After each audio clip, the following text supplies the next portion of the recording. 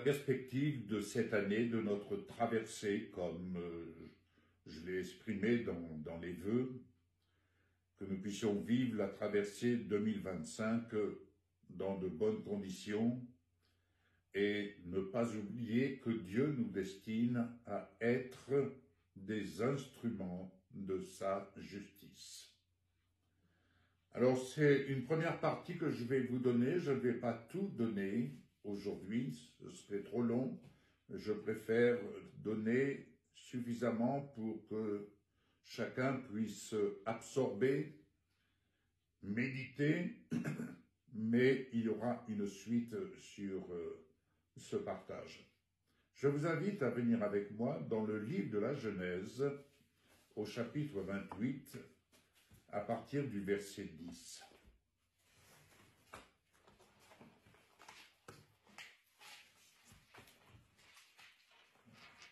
Alors je vais faire la lecture en m'arrêtant sur certains passages notés, mais je pense que si vous avez aussi des choses, notez-les, vous aurez l'occasion de pouvoir les partager le cas échéant. Il nous est dit que Jacob partit de Beersheba et s'en alla à Charan. Il arriva dans un lieu où il passa la nuit, car le soleil était couché. Il prit une pierre dont il fit son chevet, et il se coucha dans ce lieu-là. Il prit une pierre. Au premier degré, je ne trouve pas très reposant de prendre une pierre pour reposer notre tête sur cette pierre. Mais au second degré, cette pierre, nous le verrons, a une signification, une illustration, une préfiguration de là où nous devons reposer notre tête pour y trouver le repos. Cette pierre, elle est la préfiguration de Jésus-Christ, la pierre angulaire. Je prendrai aussi cette note que j'ai prise au passage dans Matthieu 16, 18, lorsque l'apôtre Pierre reçoit, en répondant à la question que le Seigneur pose à ses disciples, « Qui dit-on que je suis ?»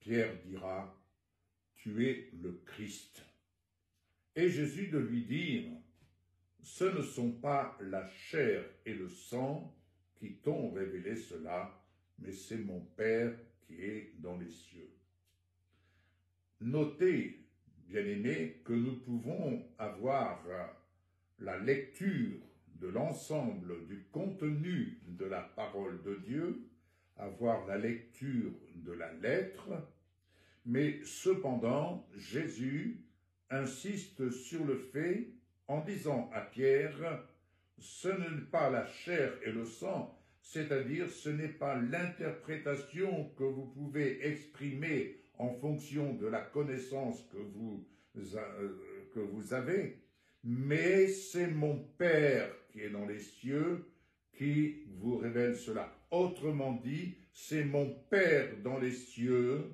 qui vous donne la lecture de ce qui est dans les cieux et de ce que cela représente. Et nous allons voir qu'à ce moment-là, où Jacob va se reposer dans le lieu où il a décidé de s'arrêter, il va donc se reposer pour dormir. Il se coucha donc. Au verset 12, il est dit, « Il eut un songe. » Arrêtons-nous sur ce songe.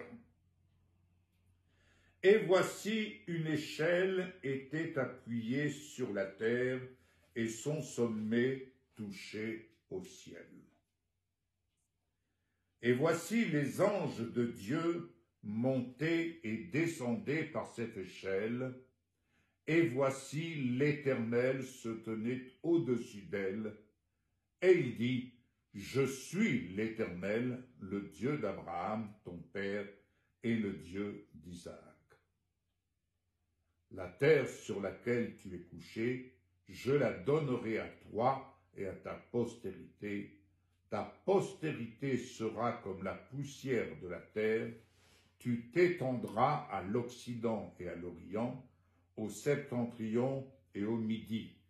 Et toutes les familles de la terre seront bénies en toi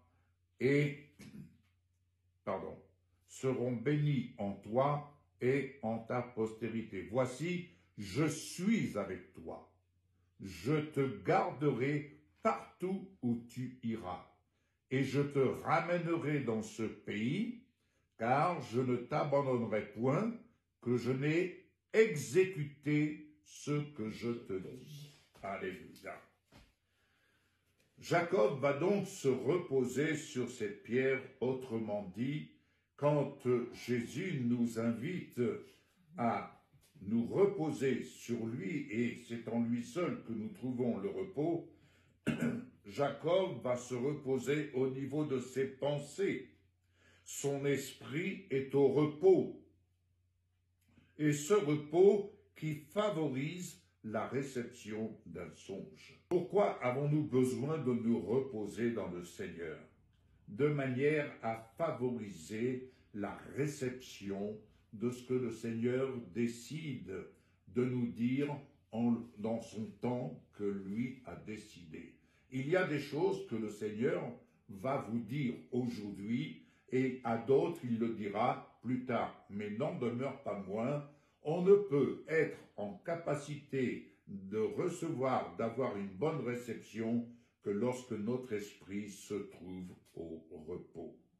Et se reposer sur le Seigneur, c'est accepter que ce n'est ni par force ni par l'intelligence, mais c'est par la puissance du Saint-Esprit.